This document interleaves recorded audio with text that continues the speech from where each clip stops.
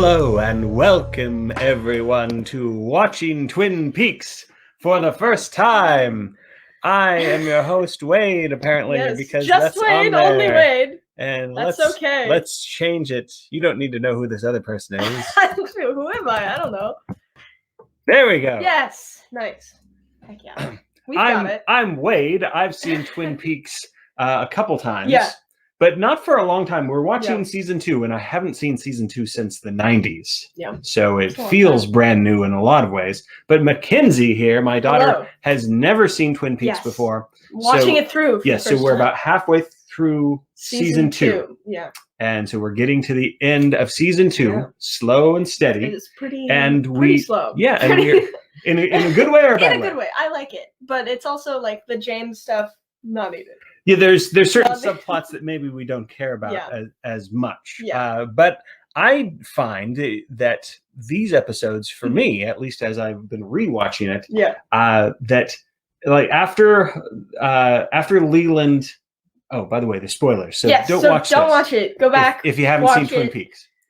Okay, now you better be gone. Now that it's only the people who watch after Leland dies, right? Laura's murder has been solved. Leland dies. Yeah. And then there's 3 episodes that we've already talked about last time that kind of go into this a bit of a lull. Right. Things are interesting, but it feels like we don't know what to do now. Yeah.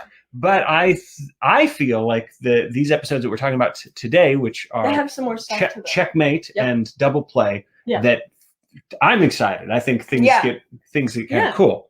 But enough about me, because I've watched it. I want to find out, and everybody else wants to find out what your interpretation is of some of these events. Yeah. So I've got some images to show you. Yes. And we're going to start with the character that you almost thought killed Laura Palmer. Yeah, and now she's seemed to have beat up Hank. In this episode, I thought she just straight up killed him. It was great. She beats him up. Yeah. And we find out later that he's been sent to the hospital. Yeah, he says that he was hit by a tree. Yeah. Which, you know what? Maybe Nadine's a spirit. Okay, you think that's a clue that she's like a tree spirit? Yeah, since like there's so many tree spirits involved in this and that's why she's so strong. Partly, yeah. You know what's interesting is that Odin is a very powerful god from Scandinavia, where there's lots of trees. Yeah, and he has one eye. He has one eye, and he swings a hammer around. Thor swings the hammer around. Yeah. But anyway, so maybe she's a Norse god or a tree spirit or something like that. I don't know. Something's up. But what did you think of your dear friend Hank? I love it. Getting beat up by Nadine. So after Hank goes to the One-Eyed Jacks, I was very much like, okay, no need for him anymore. I don't need to be on his team. Because originally I was like, okay, he's just compartmentalizing the fact that he hurts people, but he also has good family values. And in that episode, we find out he does not have good family values. Because slipping around the girls at One-Eyed Jacks. And, because for a while, Mackenzie felt that because Hank shoots Leo, and nobody likes Leo. And so guess what? Hank's now not a murderer. Because of the person he supposedly murdered was not murdered. Because Leo wakes up. This is a horrifying image. Okay, Leo wakes up, but also remember he's originally put in jail for the murder of Josie's wife. Yes, or Josie's husband. Yes, Andrew Packard. Yeah, and so Andrew Packard is not dead. He's not dead. Hank hasn't killed anyone. And Leo Palmer is not dead. Yeah, but now Leo goes to jail. Leo goes to jail for a manslaughter charge. Yeah, and is that manslaughter charge related to Andrew Packard, or is it somebody else? Leo goes to jail for a man? You mean Hank? Hank, sorry. Yeah, Hank goes to jail. I thought because Hank goes to jail for the... Josie is talking to him about, like, I remember what happened to your husband on a boat. Gotcha. So I assumed that the boat explosion led to a manslaughter charge. Right. Yeah. Which is pretty impressive, honestly. Yeah, so... we'll have to brush up and visit the fandom websites to see I don't know if that's correct. I think that's why. Because things get more confusing as Twin Peaks goes along. That's why there's so many. That also means that this guy, whatever his name is, the Josie's husband, Andrew Packard. Yeah. Andy, another Andy. That also means that this Andy, was trying to get with Nadine. No, not Nadine. Who's the one who runs the diner? Norma. That means he was trying to get with Norma. Why was Packard trying to get with Norma? I don't know, but Norma says when she's at the hearing for Hank's thing, she's like, yeah, I'll just tell him that my husband tried to kill somebody because, or my husband killed someone because they were trying to sleep with me. Oh. So that's his alibi in the place, but we find out later that it's like, oh, he was hired by Josie. So something that Norma said seemingly in a lighthearted way to the parole board was actually like, no, this is what he does. Yeah. If somebody flirts with him. Right. And certainly somebody flirts with me. Ed, if it wasn't for Nadine, Ed could have would be dead. Maybe. Yeah. Maybe. All right. So so what else is going on with this episode? Well, we've got it's Dennis / Denise. Fantastic. Right? And so now Denise is now wearing men's clothing. Yes. To go on this sort of sting operation that turns sour. Yes. I actually don't have any images of Jean Renault, but a lot of this episode is about that, it's like a heist. It's a very police driven episode. Yeah.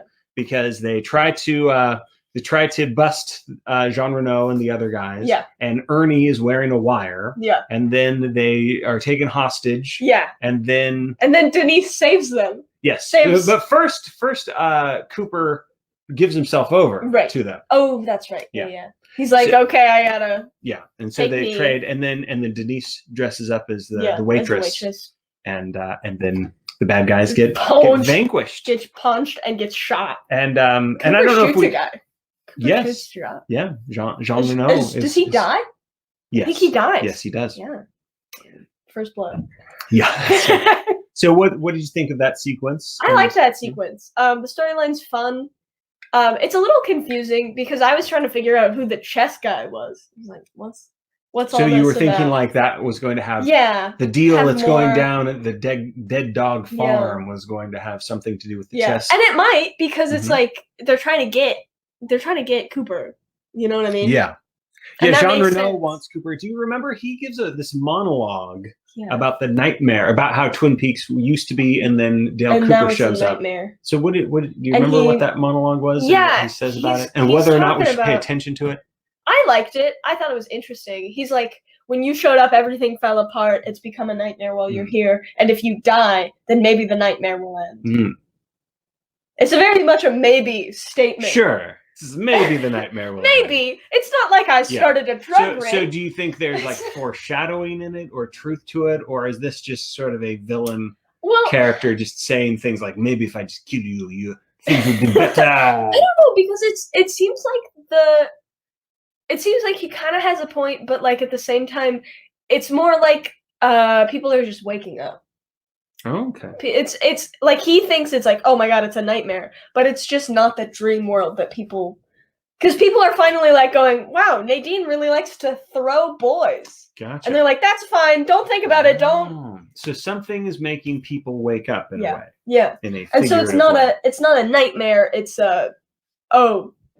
everything isn't what I thought it was. Yeah. That's what there is a lot to be said, I think, about lines of dialogue that are talking about dreams. I remember we make fun of Donna, but one of my favorite Donna moments. I do like Donna sometimes. One of my favorite Donna moments is in the early episodes where the early episodes she's great. Yeah, and she says something like, "I feel like this is because of the grief that she has for her lost friend Laura, but also her newfound love of James."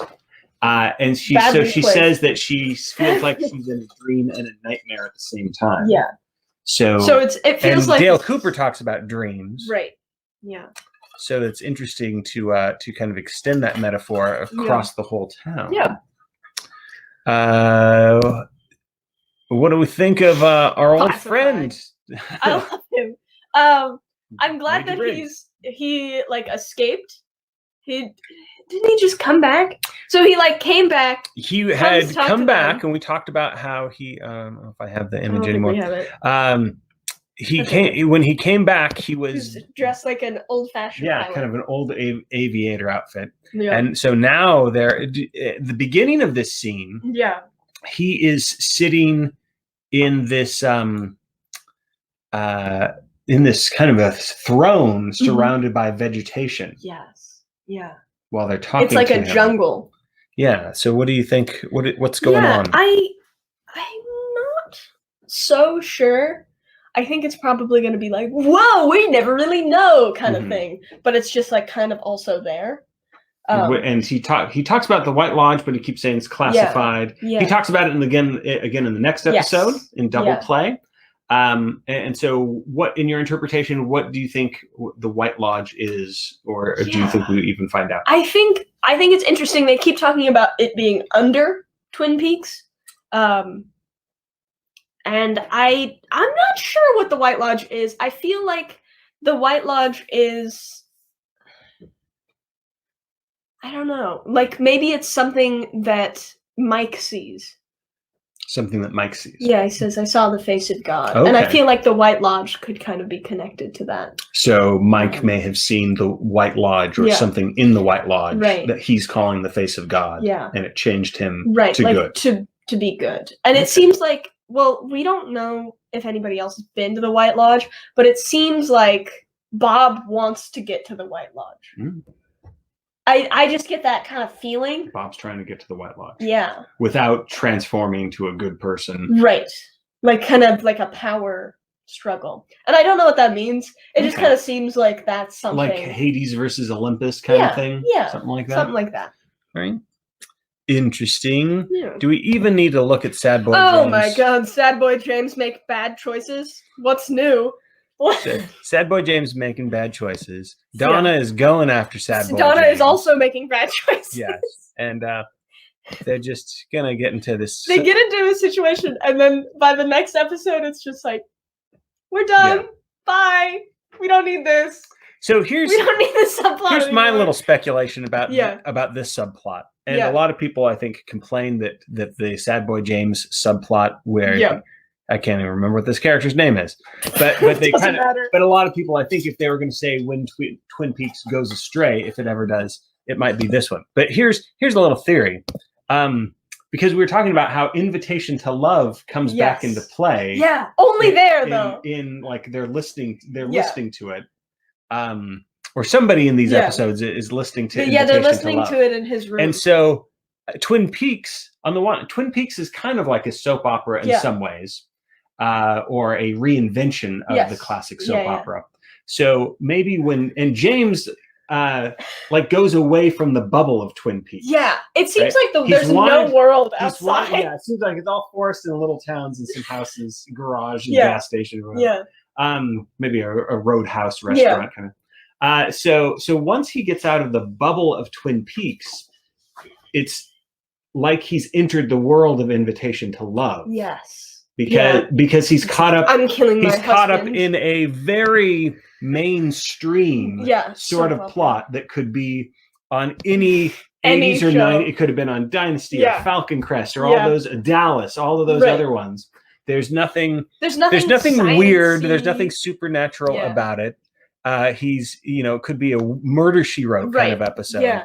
I do love when we meet him in the next episode. He's so nice. Yeah, There's claims that he's abusive, but I'm guessing I haven't seen him. Yeah, I'm guessing it's like he's actually just a nice guy. Yeah, he just has a lot of money, and she wants the money. Is what I feel like is probably going with on. The evil guy that's not her brother, but not brother, the not brother. Yeah.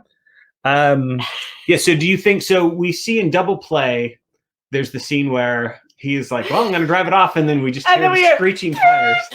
we hear the crash. Then the police come over. Yeah. And way later. Yeah. And James and Donna are sneaking away. They're like, oh no. Yeah. So, and I just assumed that we're never going to hear about that. Yeah, that's wondering. Do you think that we come back to that? I don't think we will ever come back to that. I think that they are just going to like run away and they're just going to go back to Twin Peaks. So the filmmakers knew, like, we made a wrong This turn. is not what we should be doing. I'm glad it's over. Yeah. Let's continue. Yeah. Well, speaking of ill-fated romances, we get Dale Cooper. What does he talk about here? He talks about how he fell in love with his partner's wife. Yes. And this is the woman that I wanted to know more about when he told Audrey, like, the smallest details. He was like, yeah, I was protecting her. We slept together, and then she died because I slipped up. And I was like, how did you slip up? But like, yeah. So he keeps talking about how love has made him leave his guard down. Right. But here's the thing, though. I don't think so. Because, like, to be fair, you would probably assume that your partner's a good guy, right? You've worked with him for a long time. And that he's not going to kill anyone. And that his wife would be safe with him. So I don't know, like, even if he wasn't in love with her, she still probably would have died. You know what I mean? Well, like, because it's like, I'm gonna stay safe with my husband and his coworker. Yeah. Because there's somebody trying to kill me. Because I saw them murder someone. Oh, great. It just seems like, to be fair, even if he was not in love with her, it would still not be like, even if it seems like she would have died either way. Because she was the witness to him murdering someone. To her husband murdering, like, she's the witness. So I'm interested to see if we ever find out, like, more of the Windom Earle. Like it's not his fault. It's not. She's just gonna die either way. Yeah. So will we find out more backstory? We'll have to find out. Yep. Here's a fun Pete moment. Oh my God! Yes. We forgot the weenies. I love how he seems to give no craps about the strangeness of this world. He's like, that's too bad Josie has to dress up like that. Also, Josie's missing. We don't see her in these episodes. She's still working. Like she's still working. She's not missing, but she's not there. She's not in these episodes. Yeah. She's not there, and she's been gone. Yeah, it is interesting that Pete doesn't really fight for her. He said that he loved her. Yeah. And now he's just like, Catherine wants you to be maid, and then he sees Andrew. Yeah. And he's like, oh, well, okay, you didn't clue me in on it. Fine. Yeah, and he doesn't care. Oh, I have to tell you guys about, last episode, when we talked about Catherine and her brother, you thought, like, this is a ghost. I thought you thought it was a ghost or a hallucination or something like that. And so this is the great part when Andrew shows up and Pete sees Andrew. It's like, he's real. He's real. Well, like, I don't know. It seems like it's very possible that he's a ghost. Who knows what the show's going to do? So Andrew is this old guy that shows up, and there's this other guy, Thomas Eckert, shows up.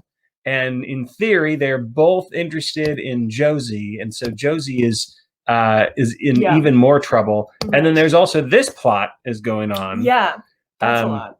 Yeah. Oh, we looked at all the images. All right. Okay. So here's what I want to know.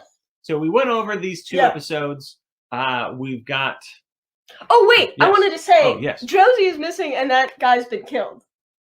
Her friend, her not friend. The person in the newspaper. Right? That's the same guy. Am I? Yes, that's the same guy. Yes. So what do you think happened? That builds upon my theory that Josie is fully capable of shooting Dale Cooper and has shot Dale Cooper. All right, so you're doubling down. I'm doubling down on the fact that Josie shot him. Now let me ask you this: do you think that we're going to learn who killed? Not who killed. Do you think we're going to learn who shot Dale Cooper? I hope by the end of this season. No, I kind of feel like it's going to be something in the next. Okay, so let's make some predictions. Yes. So we don't have the Laura Palmer mystery to solve exactly anymore, but what we do have is the clock is ticking. Yes. Oh, you know what? We have so many episodes. You know who we haven't talked about? We haven't talked about the murder guy. Windom Earle. Yeah, it's interesting that we've switched from not knowing the killer, like trying to figure that out, to knowing the killer, and I kind of feel like we need to guess who's going to be killed next. Nice. All right. So I almost forgot to talk about the revelation of Windom Earle. So we see for the first time Windom Earle. Yeah. And he's welcoming Leo into poor his Leo's little lair. Just brain dead, stumbling through the woods. And then, I think Windom Earle probably expects that he's drunk.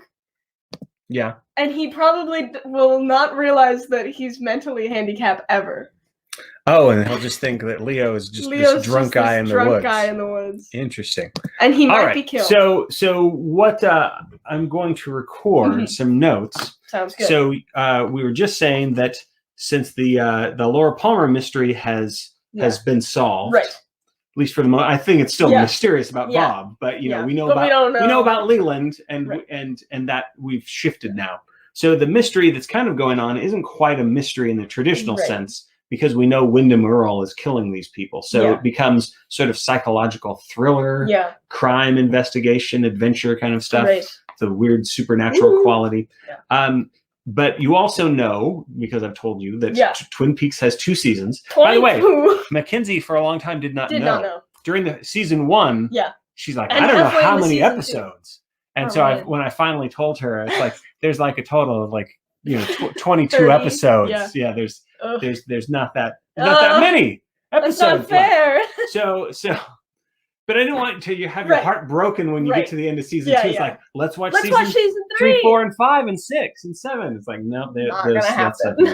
No, it's better to know. Yeah, and it's also exciting to know that you get to watch the Twin Peaks: The Return. Yeah, and the movie. Right? So there's still a lot of Twin Peaks content. Yes. But we're getting to the end of the original Twin Peaks broadcast. So I want to know what you think is going to happen by the end.